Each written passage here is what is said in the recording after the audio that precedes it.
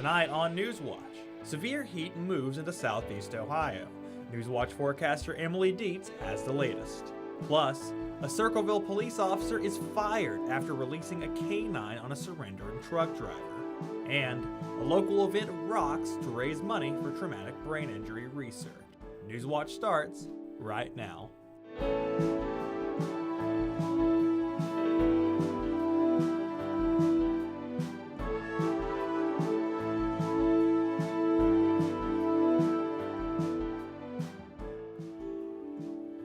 Communities along the Scioto River and near Lancaster are under a heat advisory. Good evening, I'm Connor Woodruff. Welcome to Newswatch. According to the National Weather Service, the advisory is in effect till 9 p.m. tomorrow and is expected to expand as severe heat continues throughout the region. And it's not just southeast Ohio. A large portion of the Midwest is under heat advisory, with some cities reporting triple digits. As the dangerously warm weather continues, AAA is warning drivers about the dangers of leaving a child or a pet in a hot car. AAA says create electronic reminders or put something in the back seat that you'll need when you get out. Always lock vehicles and never leave car keys or car remotes where children can get to them. AAA also says to immediately call 911 if a child or pet is found unattended in a car. Joining us now with more on dangerous heat is Newswatch forecaster Emily Dietz. Now, Emily, what record-breaking temps could we see this week? Well, we might not be breaking any records, but for us here in southeast Ohio, Friday is looking like our hottest day, and that's going to be about 97, pushing 98 degrees. But our record-breaking heat was actually 100 degrees back in 1952. But right now in southeast Ohio, it's about 91 outside with our heat index pushing 95. And those clear skies aren't doing us any favors. So we're going to continue to see temperatures rise, and we're already seeing heat advisories for central Ohio into western Ohio and down into Kentucky. And we're expecting this area to expand as we move throughout the rest of this week as these temperatures continue to increase. And currently we're seeing heat indexes down in Chillicothe around 93, as well as Athens. Zanesville's pushing a 96, so pretty warm over there. If you're in if you're in Point Pleasant, your heat index is pushing 93, as well as Parkersburg around 94 as well. So these heat indexes are keep going, and your heat index is your feels like temperature. So anytime you go outside and it feels hotter than whatever temperature you're seeing on your phone, that is your heat index. But in addition to all this heat, we're also seeing some severe weather, mainly across northern Ohio, northern Indiana, and southern Michigan. And these threats are going to be a slight risk for severe weather, and that's mainly including tornadoes as the largest threat. And that's mainly focused in southern Michigan. So we're right on the edge of this system. We're in the marginal and general storm risk area. So we won't be seeing, our risk for tornadoes is not very high, but we will mainly be seeing some thunderstorms. We're starting to see some pop-ups in western Ohio now, and those will push towards us. So we might see some pop-ups this evening, but our main threat for this stronger weather is going to be in the morning time tomorrow around 6 to 8 a.m. So these storms are really right behind us, and they're just going to keep pushing on into Ohio. Be sure to stay tuned for my full forecast. We're going to look a little bit more at this weather system coming through and at the heat coming up this week. Thanks, Emily. An Ohio police officer has been fired after releasing a K-9 on a surrendering truck driver. In a statement released today, the department says it fired Ryan Speakman because he did not meet the standards and expectations of the department. Speakman deployed his dog following a lengthy pursuit on July 4th that involved the State Highway Patrol and ended near Circleville. Body cam footage shows the dog was released on 23-year-old truck driver Jadarius Rose despite troopers telling him not to. Speakman's termination comes one day after he was put on paid administrative leave. He had been part of the department since 2020. The Fairfield County Sheriff's Office is warning residents of a potential scam caller impersonating deputies. The office says they've received various reports of an individual claiming to be Lieutenant John Warner. In a post on Facebook, the Fairfield County Sheriff's Office says Lieutenant Warner does not typically reach out to the residents by phone unless previously contacted. Residents are advised to not call the number back or provide any personal information. Anyone who receives such a call should contact the Sheriff's Office. Volunteer fire departments across Ohio can now apply for $15,000 in grants from Governor Mike DeWine's office. The funding through the new Firefighter Exposure to Environmental Elements grants is used for firefighting safety gear. DeWine calls safety for first responders a top priority. Fire departments across the state can apply now for these grants once every 3 years. Firefighter Rebecca Nolf with the Ward Township Volunteer Fire Department says with less funding, it's harder to make ends meet at the station. Basically a family. And if there's something that needs here to keep this place going, we will pull our own resources if we have to make it happen. Departments interested in applying for funding can visit grantmanagement.bwc.ohio.gov. From driving tractors to shearing sheep, a local high school in Perry County brings students hands-on experience through its school farm. Newswatch reporter Morgan Anderson joins us live in studio with more. Morgan? Thanks, Connor. The new Lexington FFA chapter and its more than 450 students uses their farm to learn almost anything and everything.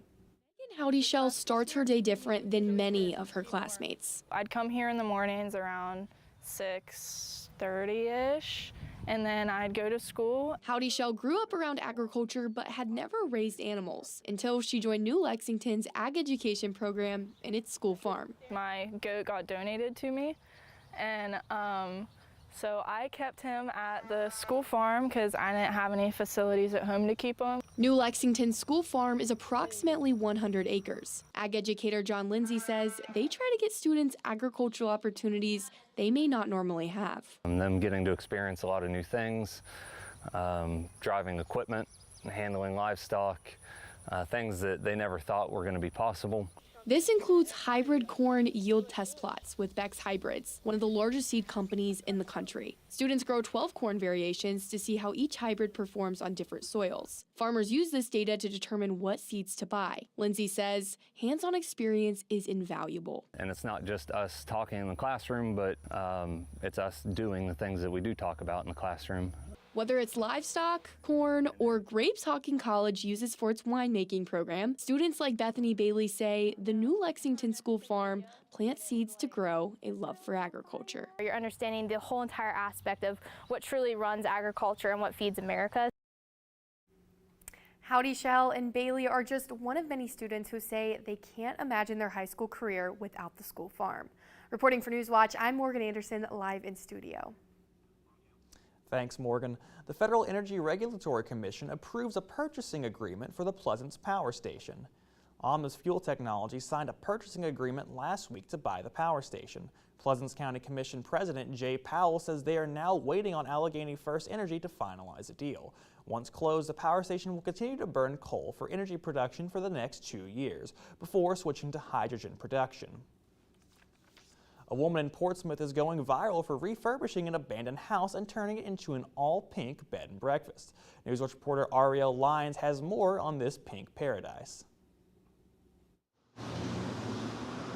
A pink door, pink shutters, the Pink Dreams cottage.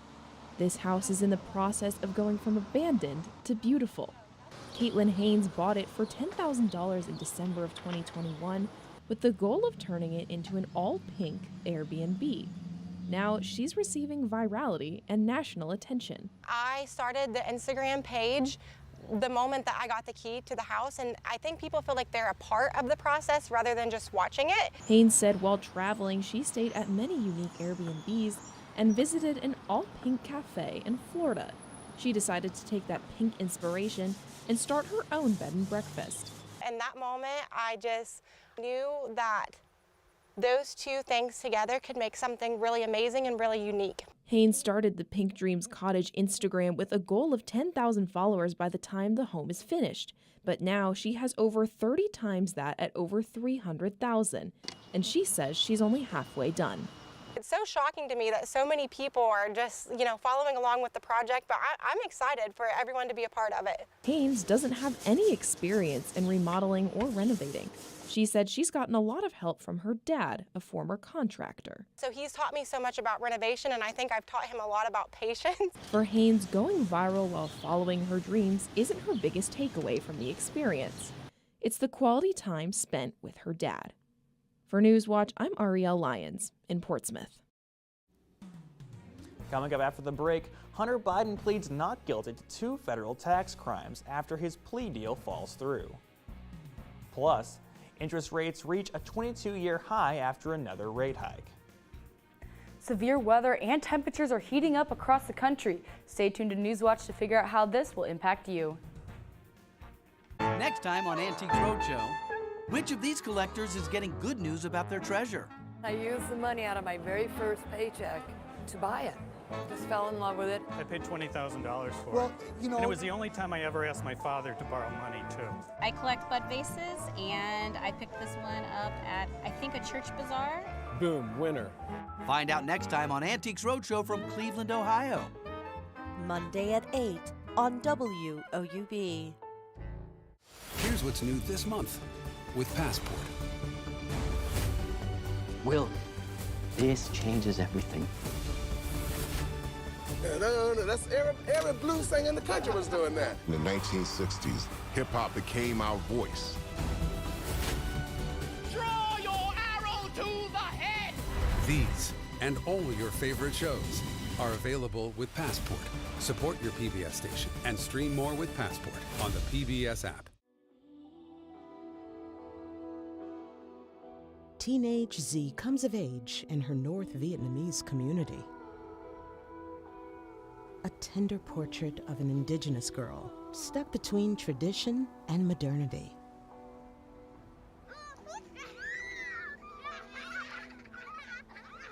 Children of the Mist on POV. Monday at 10 on WOUB. A billion miles from the sun. Every time we think we have Saturn pegged, another piece of evidence tells us no, everything we thought was wrong. The most mysterious and alluring of the planets. But the discoveries came at a cost. I was supposed to call end of mission. I couldn't get the words out. It's still hard. The planets, Saturn, on Nova. Wednesday at 10 on WOUB.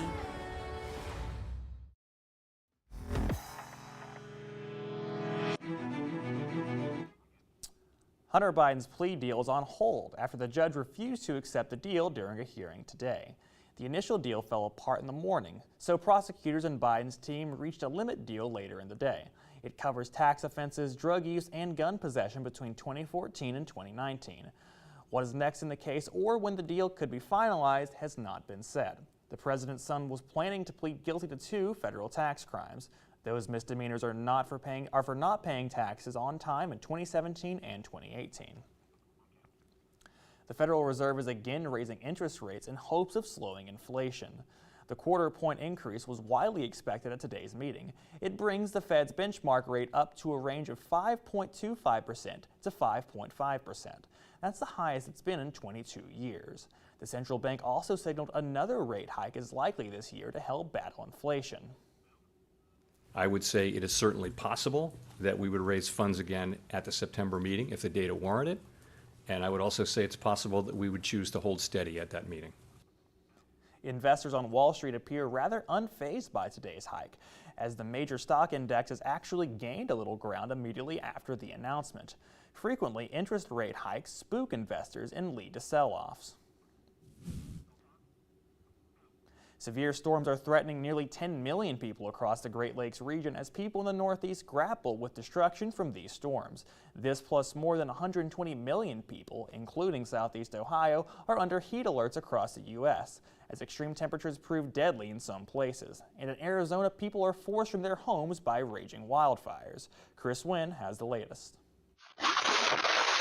A sinister-sounding snap, then crash caught on camera as a tree topples on top of a truck in New Jersey. A guy driving down the street, getting hit, that's a lot. Strong storms ripping trees up from the roots and triggering flooding across parts of the Northeast. It was about a 90-second situation that brought all this damage down. Meanwhile, there's been at least 16 heat-related deaths so far this year in Clark County, Nevada. And as the deadly summer heat expands across the country, excessive heat warnings go into effect Thursday for Northeast cities like New York, Boston, and Philadelphia. In Southwest cities, the high heat history books are being rewritten, with Phoenix seeing 26 consecutive days of temperatures higher than 100 degrees. I stay inside. The state of Arizona seeing at least 570 heat-related hospital illnesses last week. We put some of our IVs on ice or cool our IVs so we can cool that internal temperature quicker for those individuals. We also have come up with different ways of creating an ice bath immediately on scene. There's more than 30 large wildfires burning in the western U.S. Just north of Phoenix, near Prescott Valley, a wildfire has triggered a go alert evacuation order. Flames are also threatening structures in Southern California. And in Oregon, the Golden Fire is destroying homes and damaging miles of fiber optic cables, knocking out the internet and the 911 system in Lake County, while forcing people to leave their homes and flee the flames. That's all we can do, is just try to rebuild our life and start over. Reporting for Newswatch, I'm Chris Wynn. With more on the severe weather, here's Newswatch forecaster Emily Dietz. Emily? Thank you. Well, things are really heating up outside, as you just heard. Right now it's about 91, but our feels like temperature is pushing 95, and those clear skies we have aren't doing us any favors. We have heat advisories out for central and western Ohio, down into Kentucky, and we're expecting this area to expand as we move throughout the rest of this week. We're seeing a lot of high temperatures in central U.S. as well as up in the Midwest. We're seeing hundreds in the upper 90s. And we're expecting all this warm air to push into Ohio here the next couple of days. Now, even though we're looking at some rain this evening, we have a slight risk for severe weather in northern Ohio, southern Michigan, and northern Indiana. We're still going to see those temperature hikes. And down here in southeast Ohio, we're under a marginal and general thunderstorm risk, but we won't really be seeing these storms until the evening. So what's going on is we have a low pressure system that's sort of sitting up over this Great Lakes area, and throughout the day today we had a very small warm front push through that created some instability in the air as the already muggy air began to rise. Now what's coming through behind it is a very small cold front as well, and that's just going to, a stationary front, very small stationary front, that's just going to help create a lot more instability and force this warm air to rapidly rise, creating these unstable conditions for these thunderstorms. Now for us, we won't really be seeing these thunderstorms this evening. We might be seeing some pop-up, which is where our 40% chance of thunderstorms comes from. And we're also going to see an overnight low of 71, so another warm night tonight. But over the next 12 hours, that's when we're going to see the advancement of this low pressure system into Ohio, and that's what we're going to be seeing throughout the rest of this night. So things are really going to develop, especially in northern Ohio. But throughout the evening, we're really going to see this take effect tomorrow morning from around 6 a.m. till 8 a.m. pushing 9 o'clock too, but right behind it, things will be clearing up. So if you live to the north of Interstate 70, you might be seeing some stronger thunderstorms, but if you live down here near Athens, things might just be a very brief pop-up thunderstorm, especially in the morning. So tomorrow we're looking at another high of 92, another hot day. That heat index will be in the mid-90s as well, even pushing 100, with a 30% chance of thunderstorms in those morning hours. But then things will be clearing up as we see some high pressure start to move into the region. And on Friday, we see a small chance of some showers, but that's most likely going to stay to the south and not move into the area. Now over the next couple of days, especially Friday, it is going to be extremely hot outside. We are looking at a high of about 97, and that's going to push our heat index well into the hundreds. So make sure if you're planning any outings, whether that be any fairs or festivals coming up or just going to the pool, make sure you're drinking plenty of water and taking care of the people around you as well. And we're going to see some overnight temperatures in the 70s. That's going to be the first time we've really seen a lot of these 70-degree overnight temperatures this summer. But this weekend is looking like another cloudy and rainy weekend, and those Saturday showers we're looking ahead at are going to be mainly in the evening times. So Saturday morning will still be nice and sunny, but in the meantime, make sure you're taking care of yourself and drinking plenty of water as these hot days continue. Thanks, Emily. Lawmakers on Capitol Hill listened to testimony from former military and intelligence personnel who say UAPs, unidentified anomalous phenomena. Karen Caifa is in Washington with a look at what we know, what we don't know, and the answer to the age-old question. Is it aliens? UFOs are real.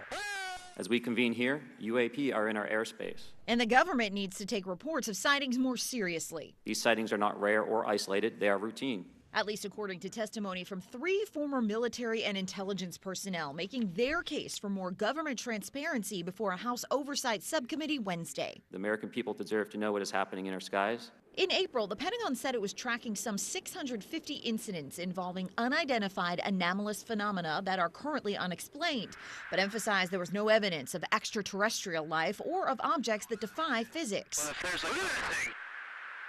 It's rotating. But former Navy fighter pilot Ryan Graves and former Navy Commander David Fravor say they have seen UAPs up close and personal, performing unexplainable maneuvers. We have nothing that can stop in midair and go the other direction. And believe they may pose a threat to the safety of pilots and the country. If UAP are foreign drones, it is an urgent national security problem. If it is something else, it is an issue for science. In either case, unidentified objects are concerned for flight safety. The hearing just the latest effort by Congress to find the truth and what it means for us here on Earth. Am I certain that all of these sightings are aliens? Of course not. But I do believe unidentified aerial phenomenon around our top secret military bases is a possible threat that we have to take seriously. In Washington, I'm Karen Kafa. After the break, a local fundraiser looks to raise money for traumatic brain injury research. And to stay up to date on the latest from Newswatch, check us out on Instagram, Twitter, and YouTube. 1 billion miles from the sun. Every time we think we have Saturn pegged, another piece of evidence tells us no, everything we thought was wrong. The most mysterious and alluring of the planets. But the discoveries came at a cost. I was supposed to call end of mission. I couldn't get the words out. It's still hard. The planets, Saturn, on Nova. Wednesday at 10 on WOUB. This is the PBS Video app. Install it on your phone, tablet, smart TV, or other streaming device, and use it to access more of the PBS shows you love. But if you're looking for even more shows to binge like this, or early access to shows like this, then look for this icon. That's the PBS Passport icon, and it means that video is part of PBS Passport. Passport is our way of saying thank you to our station members. Donate to your local PBS station today, and one of the member benefits you'll receive is PBS Passport, which offers extended access to a growing library of new and favorite PBS programs. You can support your station and your community by becoming a member today. Visit pbs.org/getpassport for details. Watch PBS Passport anytime on any screen, wherever you stream. It's your ticket to the best of PBS. The Animals with Cameras adventure continues in Australia, where some of the country's most iconic creatures take over filming. Now, the big test will be, what shots do we get? The footage could hold vital information for scientists trying to safeguard these animals. By getting video footage, we might be able to unravel this mystery and figure out what they're doing. Wednesday at 8 on WOUB.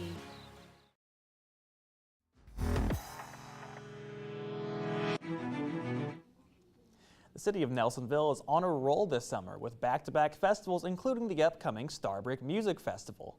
Here to tell us more about it is Sarah Roll. Thanks for joining us, Sarah. Thank you so much for having me. Yeah, so just start off, tell us a little bit about the Starbrick Music Fest. Yeah, the Starbrick Music Festival is happening July 28th and 29th, and we are hosting this event in order to, all the proceeds are going to be benefiting the Chris Roll TBI Foundation, which is bringing awareness to traumatic brain injuries and mental health awareness. So we're super excited for this upcoming event. And what sparked the partnership between the foundation and Starbrick? Yeah, so actually the Chris Roll TBI Foundation was founded, unfortunately, when my brother passed away back in 2018. He had suffered a traumatic brain injury in 2012, where he had fallen off a 40-foot cliff, and unfortunately several years later he unfortunately passed away due to mental health issues. So as a family we felt like we didn't have as many resources as we wish we could have, so now we're here to help bring awareness to both of those things, but in a positive manner.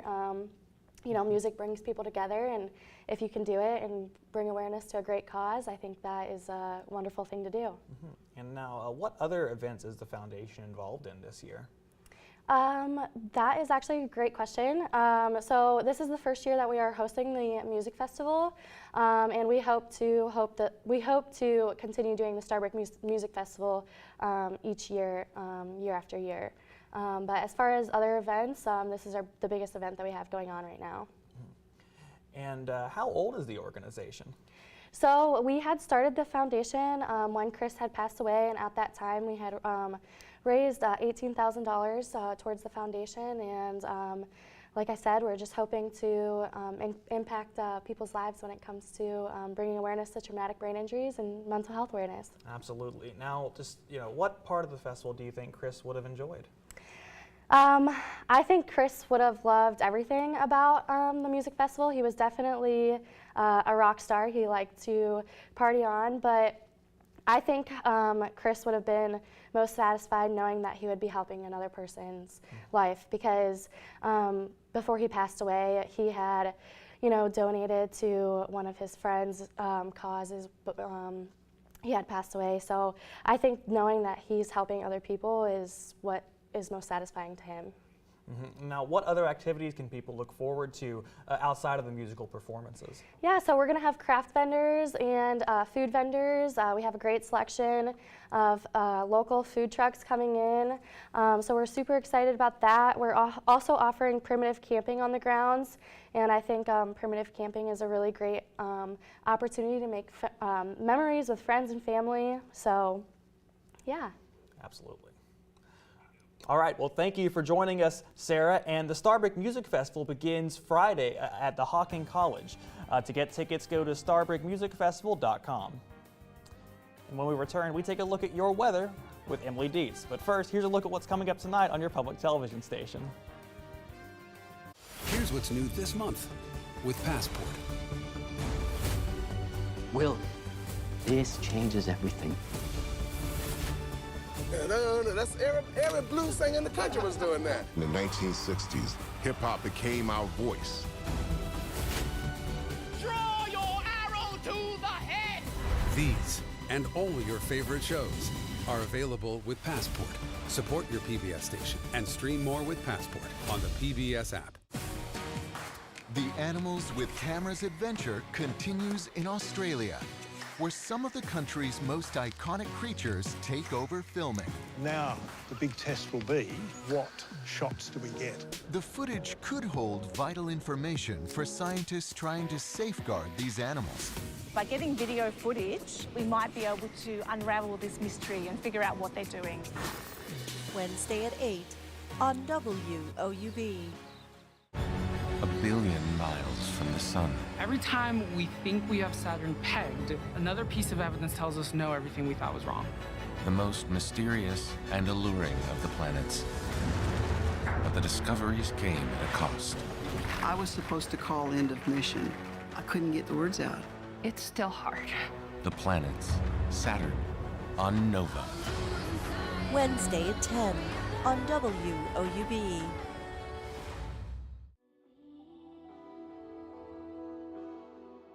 Teenage Z comes of age in her North Vietnamese community.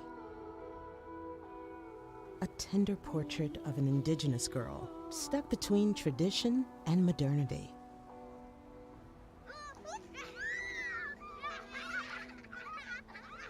Children of the Mist on POV. Monday at 10 on WOUB.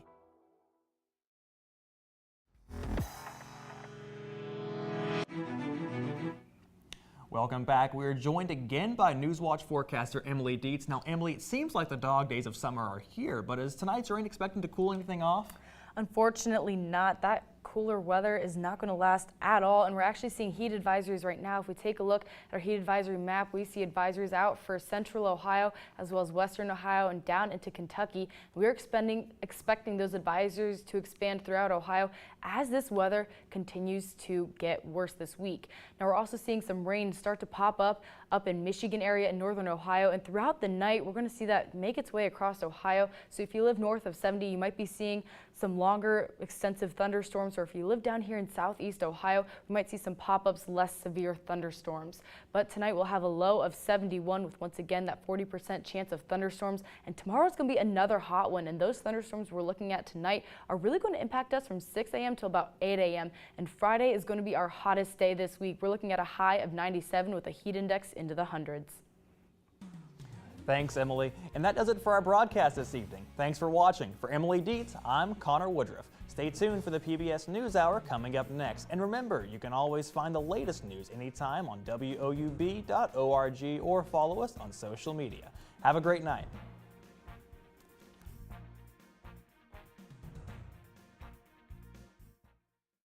WOUB is recognizing members of our Cornerstone Society. The Cornerstone Society is a group that wants to ensure the future of public media in our region. It includes people across our area who value news, entertainment, and cultural programming, as well as the educational services WOUB provides. Also included are graduates of Ohio University who took part in the WOUB Student Professional Development Program. Thanks to the Cornerstone